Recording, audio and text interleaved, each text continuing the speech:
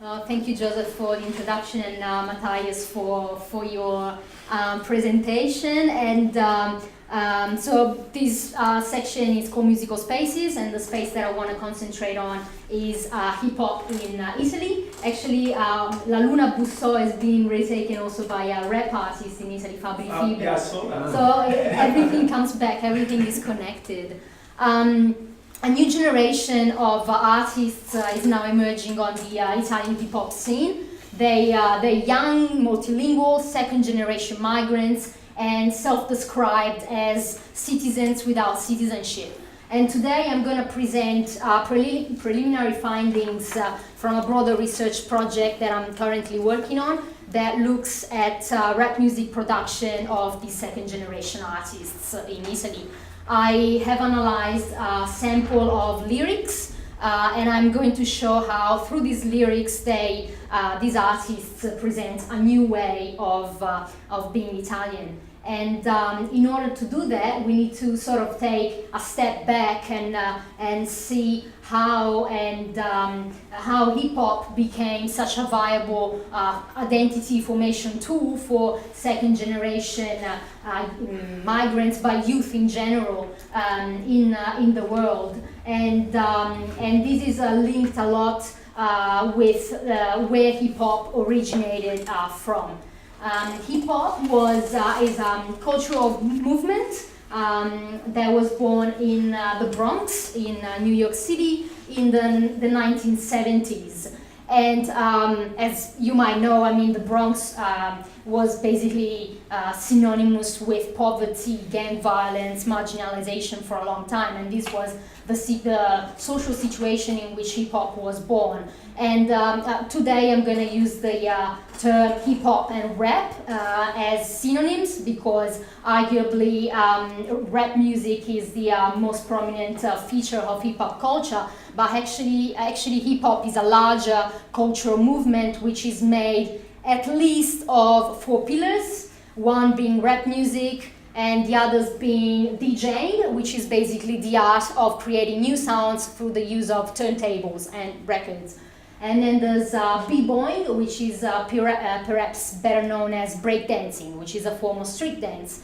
And graffiti is also part of hip-hop. So hip-hop is sort of the container, and then it's got different pillars. And from the Bronx, it spreads all over the world, first in the United States, and then across the oceans. It spreads to Europe, to Australia, the Middle East, Asia, and virtually after 40 years, we can say it's everywhere in the world. And for example, everywhere in all these countries where it spread, hip-hop appealed not only, but particularly to marginalized youth, and migrant youth is one of these categories. For example, in France, it really developed in the banlieue, where a lot of the people coming from the migrants from the ex-French colonies in Africa, for example, live. And why does hip-hop appeal to specifically to youth of migrant background? First of all, we have to remember that it was like this from the very start. For very good reasons, hip-hop is linked to African American culture, and I don't want to challenge this at all, but we have to remember that the Bronx wasn't just a monocultural place where only African Americans lived. For example, that guy there on the right is DJ Kool Herc, and he's considered by many the father of hip-hop, and he was actually a Jamaican migrant.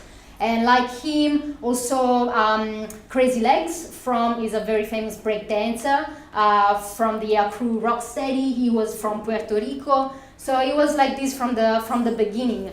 And hip-hop means a lot of things, obviously, for a lot of different people. But a lot of them saying hip-hop gives them an identity and a social status as well. So basically, you can say, I'm a rapper, I'm a breakdancer, or I'm a DJ, and that gives you a sense of identity. This was something, I don't want to go into this, but this was something that used to be done also by gangs before in the ghetto, and then hip-hop was doing the same thing peacefully through art. So it was a really important identity formation tool.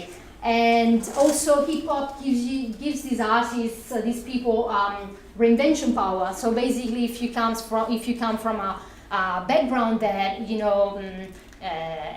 it's of poverty, marginalization, oppression, and you want to escape that, hip hop gives you that opportunity. You can choose a new name for yourself, a new stage name. You can jump on stage and you can say whatever you want, pretty much. And also, hip hop looks at at its core, by and large, is meritocratic, which means it looks at artistic skills. That's how you get credibility. That's how you get that social status. And lastly, but perhaps most importantly for migrant youth, it gives you a sense of belonging. For someone who's in that difficult process of negotiating their belonging to the nation where they live, basically hip-hop gives you something bigger. You belong to your crew, to your group, but also to a transnational community, which began to be known as the hip-hop nation, which spread, as we saw before, all over the world.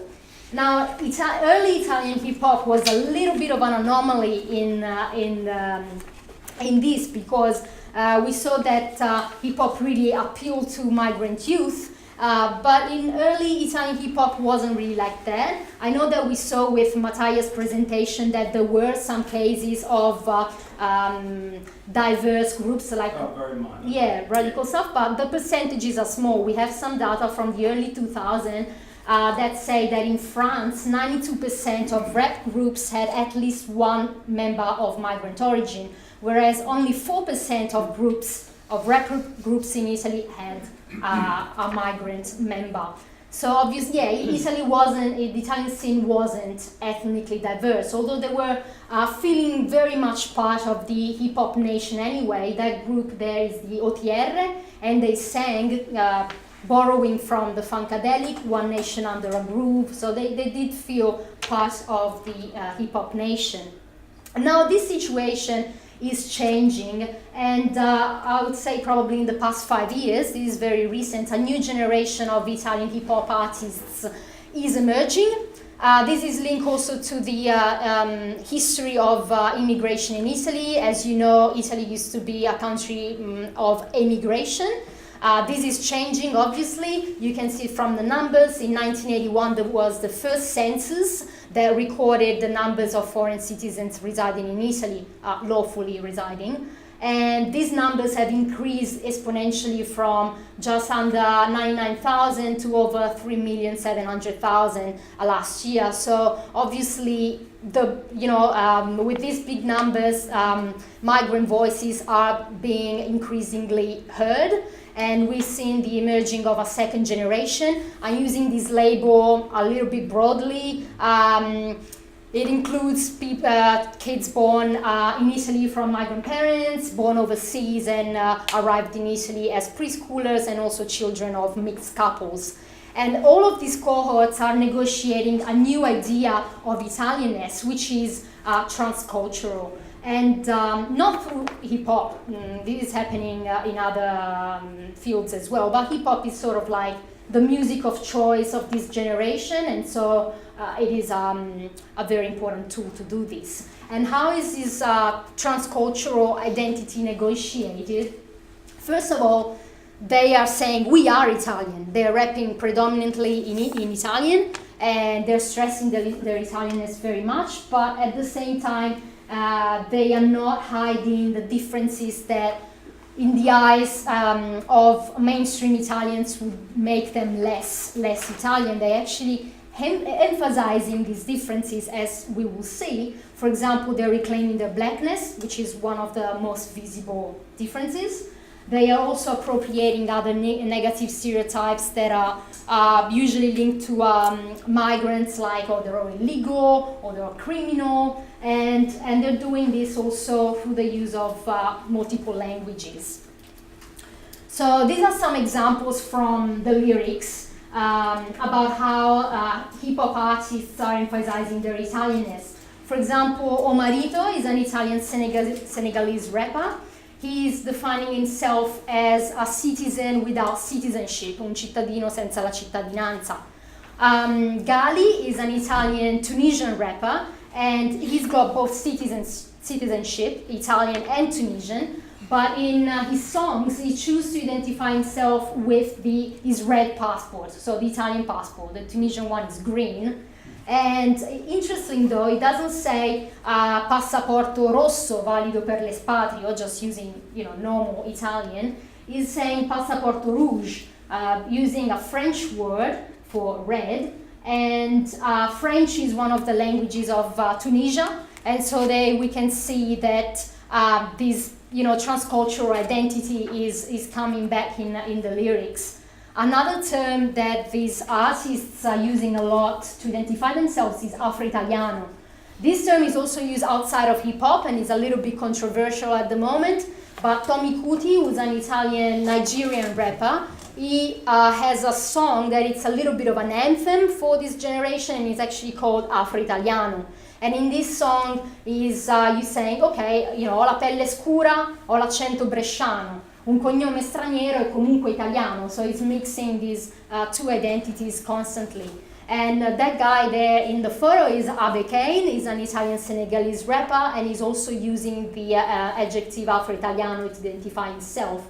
He actually starts the verse of this song by saying Afro-Italiano in the building. So already he's mixing Italian with African-American language, and then he carries on talking about some of the differences, particularly in food habits and languages. He's saying that his brothers eat rice with their hands on the ground, and that he speaks Swahili, Lingala, Wolof, these are African languages. But the fact that he's presenting himself as an Italian at the start of the verse, and then he goes into the differences, he's basically saying that if he's Italian and these are familiar things for him, then it means that for an Italian this can be familiar things, if that makes sense. The food differences that he talks about, for example, you're eating rice with your hands, which is not really an Italian food habit. They're really emphasized in the lyrics because in food, I think it's really important in Italian culture. I don't think it's a stereotype to say that. And so the fact that these artists have got different food habits is important to stress the transculturality. Gali, the Italian Tunisian rapper that I was talking about before, has got a whole song which is called Pizza Kebab, and that's a pizza kebab. It's a pizza with kebab meat on top. And actually, yesterday we saw in Loretta Baldassar's presentation the pie. I don't know if some one of you were there, the pie with the spaghetti inside. And she said, this is not really happening in Italy. But it is starting to happen in this mix of cultures, and Gali in the chorus of this song is saying that he eats pizza kebab. He knows that it's frowned upon, that you don't really do that, but he still likes it. And I think this is sort of like a metaphor for his identity. Gali is the pizza kebab, is this mix of cultures that some people look at a little bit suspiciously, but it's still cool. And then there's another example, I don't know if I've got time. So another difference that these artists are emphasizing a lot is the fact of the skin color. This is very visible, and they actually calling each other negro, or calling themselves negro as well. I mean, negro, like in English, negro or nigra is a racial slur. It's considered to be very offensive, but the fact that they're using it and they're reclaiming it sort of de-weaponizes the people that want to use this term in an offensive way. Because if they're saying, if I'm calling myself negro already, what are you gonna call me? You've got nothing left. So Marito, who's the guy in the photo, is calling himself un vero negro, che non muore mai. A real nigger never dies. And Lion does the same as well. Lion is an Italian Sierra Leonean rapper. He's actually, I've got a picture in the, he's Lion. In the next slide, he's not that dark skinned, but I don't know how to pronounce that last name. She's an Irish researcher, and I think it's pronounced Huruhu or something. It's a very difficult. Anyway, she says that black is not associated with skin color so much, but with how like others perceive you. And so yeah, basically they are appropriating this term, and they're also appropriating other negative stereotypes that are linked with migrants. For example, they're all illegal. Well, that good-looking guy over there, Easy Noise, is an Italian Moroccan, and in one of the songs he's saying, yes, siamo illegali come 100 kg di mota, we are illegal like 100 kilos of marijuana, and he's saying it with pride. And another Italian Moroccan rapper, Maruego, in the next example, he calls himself a clandestine, even though he arrived in Italy when he was 40 days old.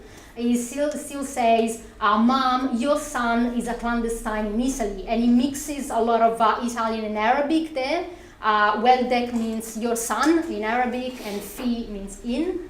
And another stereotype that they appropriate is the fact that, you know, especially African migrants, Africans in general, animal-like or savage. And lion, both in his name, that sounds like lion, and in his poses, in a lot of video clips and photos, he's got these roaring poses. They're reclaiming the fact of being like animals. He calls himself the king of the savannah.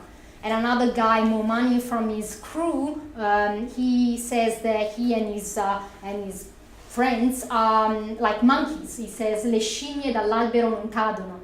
So he's calling himself monkey, but he's saying we actually smart like monkeys because we don't fall from trees.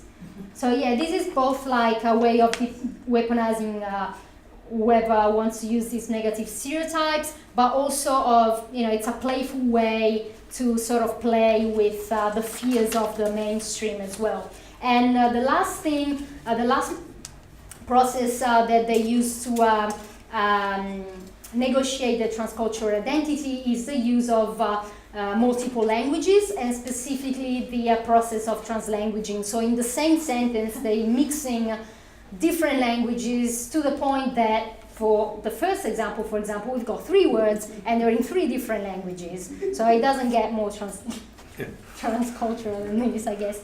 So that wallah, it's an Arabic interjection. It means like by God, literally, or for real. Voglio is Italian, I want, and money is English. So yeah, 3 words, 3 different words. And the second example, the same, Maruego, Italian Moroccan rapper, who's in the photo as well. He's mixing Arabic, African American English, French, Italian, and Arabic again. He says, Wesh Omi, je le jure sur la vie di mia Omi. And you see, they can actually rhyme using different languages, because homie, which is basically always, you know, African American predominantly, to say my friend, rhymes with Ommi, which is Arabic for my mother. And then, yeah, you've got some French in there as well. And the last example is a little bit different. I put it in because Abe Kane basically takes an English verb, to hate, but he conjugates it using Italian, the Italian endings. So, you know, it would be in Italian tu odi with the I at the end. He takes the verb to hate and he puts se mi hati me ne foto. If you hate me, I don't care, to put it lightly. And yeah, to conclude, what these guys are saying is, we are the future, this is how it's going to be. Hip-hop becomes sort of a loudspeaker for future normalities.